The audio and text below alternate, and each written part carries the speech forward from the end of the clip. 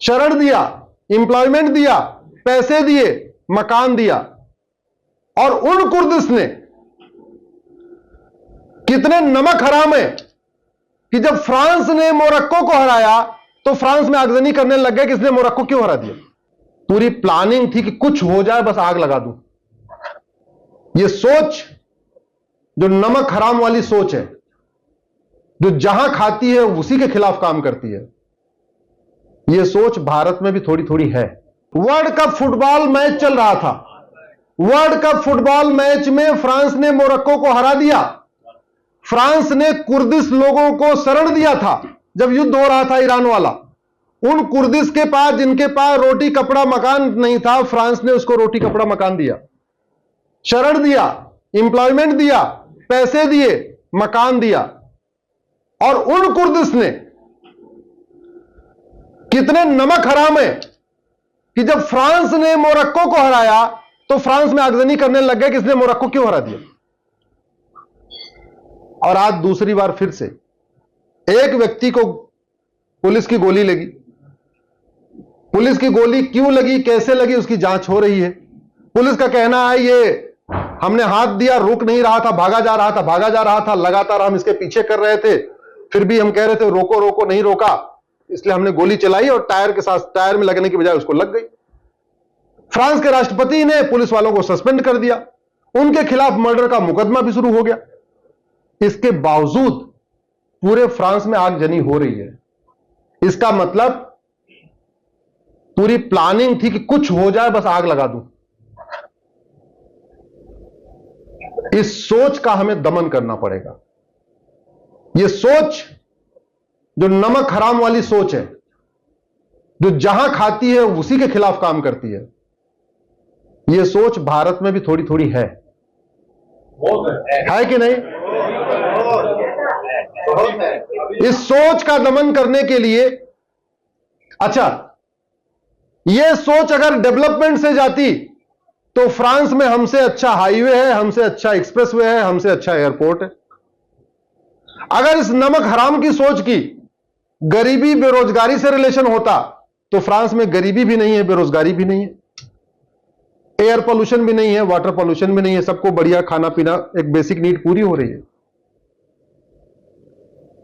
इसका मतलब इस सोच, अच्छा, यूसीसी से अगर यह सोच ठीक हो जाती तो फ्रांस में 30 साल पहले से यूसीसी चल रहा है। तो इस नमक हराम वाली सोच का इलाज यूसीसी से नहीं होगा।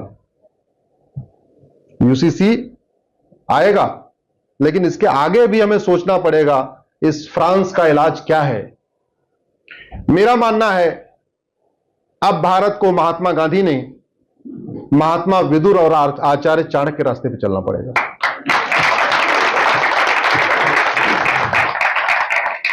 आचार्य चाणक्य ने कहा, महात्मा विदुर ने कहा था, सठे साठ्यम समाचार्य, और सेम चीज विदुर जी ने भी कहा था।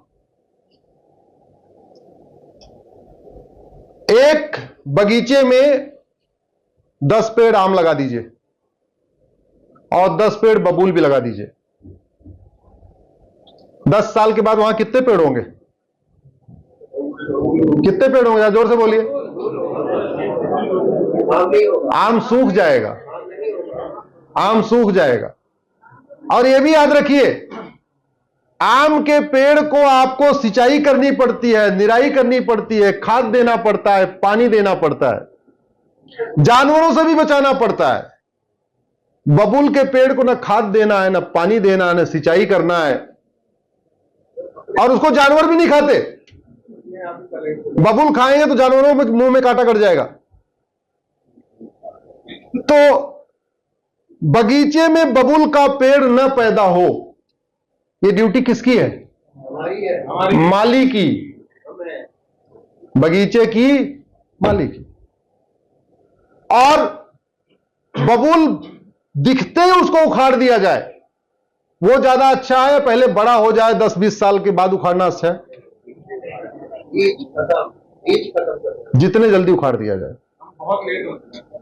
इस सोच पे हमें काम करना पड़ेगा और उन पाखंडियों को जवाब देना पड़ेगा जो कई बार कहते हैं कि बांग्लादेश की इकोनॉमी भारत से अच्छी है। मैं उन पाखंडियों से कहता हूं, फिर 5 करोड़ बांग्लादेशियों को वापस बांग्लादेश क्यों नहीं भेज देते भाई? जब वहां की इकोनॉमी अच्छी है, वहां बेरोजगारी कम है, वहां सब कुछ बढ़िया बढ़िया चल रहा है, ये बांग्लादेशी भारत में क्या कर रहे हैं? ये घुसपैठ बहुत बड़ी समस्या है। और 5 लाख घुसपैठियों ने फ्रांस को आग लगा दिया। मैंने 2017 में पीआईएल फाइल किया था सुप्रीम कोर्ट में, और तब आंकड़ों के अनुसार कहा था कि भारत में 5 करोड़ बांग्लादेशी रोहिंग्या रहते हैं। स्टेट वाइज मैंने डेटा दिया था। अगर 5 लाख वहां पे आग लगा सकते हैं, तो ये 5 करोड़ नहीं लगा सकते क्या? एक बार रोहिंग्याओं को समझ में आता है कि हाँ है, ऐसे रोहिंग्याओं का इतिहास बड़ा बहुत ही खतरनाक इतिहास है। रोहिंग्याओं ने म्यांमार में पूरी लोगों की कब्र बना दिया था, जिंदा लोगों को दफना दिया था, तब वहां से खदेड़े गए थे। ऐसे आवारा जानवरों को भारत में लेना चाहिए क्या? बिल्कुल नहीं। इसलिए ये जो सेकुलर लिबरल बुद्धिजीवी हैं, मैं उनसे तो खुलेआम पूछता हूं, तुम बताओ फ्रांस क्यों जल रहा है? चंद ओटजीवी नेताओं ने और नोटजीवी नेताओं ने फ्रांस को चारागाह बनवा दिया। आज जो फ्रांस जल रहा है, उसके लिए 2 लोग जिम्मेदार हैं, वहां के ओटजीवी नेता और वहां के नोटजीवी बुद्धिजीवी। ये जो नोटजीवी बुद्धिजीवी हैं, इनको पैसा मिलता है बाहर से, तो ये लिबरल के ऊपर लिबरल बन जाते हैं और बड़े बड़े आर्टिकल लिखते हैं। ये लिबरल बन के मीडिया में आके डिबेट बैठ जाते हैं। इनको जब पैसा मिल जाएगा तो ये मानवाधिकार कार्यकर्ता भी बन जाते हैं। याद रखना, आपको टीवी पे जब भी कोई नेता या कोई व्यक्ति देश के खिलाफ नजर आए, तो समझ लेना इसको पैसा मिल गया।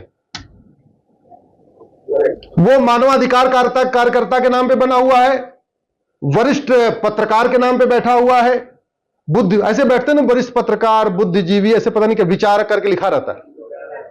तो वो समझ लेना कि वो सब तो पाखंड है। असली है कि उसको माल मिल गया, माल मिल गया, इसलिए देश के खिलाफ यहां भूख रहा है।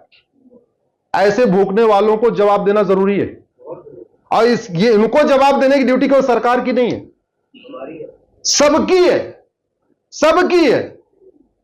क्योंकि फ्रांस जब जल रहा है, तो वहां के केवल नेता परेशान नहीं है, वहां की जनता परेशान है, बिजनेस व्यापारी परेशान है। शोरूम से आपने देखा किस तरीके से कार गिरा गिरा के फेंकी जा रही, कैसे शोरूम लूटे जा रहे।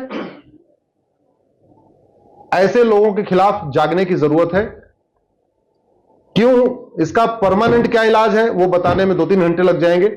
मैं वैसे रेगुलर एक वीडियो शेयर करने वाला हूं। इसका इलाज है 1 nation 1 penal code, 1 nation 1 tax code, 1 nation 1 education code, 1 nation 1 police code. भाई पुलिस यूपी में बढ़िया पुलिस काम कर रही है, पूरे देश में तो पुलिस बुलडोजर लेके नहीं घूम रही है ना। तो पूरे देश की पुलिस बुलडोजर लेके घूमे, उसके लिए क्या करना पड़ेगा? 1 नेशन 1 पुलिस कोड। कल सुप्रीम कोर्ट रात को 9:30 बजे सुनवाई हुई है। तीस्ता सीतलवाड़ जिसने इस देश को बदनाम किया, पूरे इंटरनेशनल कम्युनिटी में बदनाम किया, उसके लिए सुप्रीम कोर्ट रात को खुली है। मैं ये पूछता हूं सुप्रीम कोर्ट के जजों से, कन्हैया लाल जिनका गला रेता गया, उनके हत्यारों को फांसी कब होगी? सुप्रीम कोर्ट के जज क्या केवल माओवादियों के लिए, नक्सलियों के लिए, जिहादियों के लिए, मिशनरियों के लिए, फंडामेंटलिस्ट के लिए बैठे हुए हैं क्या? सुप्रीम कोर्ट केवल उनको बेल देने के लिए बैठी हुई है क्या? उनको फांसी कब होगी? दिल्ली दंगा में करने वालों को सजा कब होगी? सिख दंगे करने वालों को सजा कब होगी? या जो भी जहां पे दंगा होता है। तो अब समय आ गया है 1 नेशन 1 जुडिशियल कोड भी हो। जुडिशियल रिफॉर्म भी करना पड़ेगा, पुलिस रिफॉर्म भी करना पड़ेगा, इलेक्शन रिफॉर्म भी करना पड़ेगा, टैक्स रिफॉर्म भी करना पड़ेगा, कई चीजें करनी पड़ेगी। क्योंकि ये जो देशद्रोही मानसिकता है, ये बड़ी खतरनाक है, इसका कई इलाज करना पड़ेगा। आने वाले टाइम में मैं हर सैटरडे संडे बाहर रहता हूं, एक एक एड्रेस को आगे बढ़ाऊंगा। आज केवल 1 नेशन 1 सिविल कोड में बात करनी थी, इसलिए मैंने केवल टच कर दिया है। अधिक जानकारी आने अगले सैटरडे संडे को। वीके न्यूज, राष्ट्र के नाम।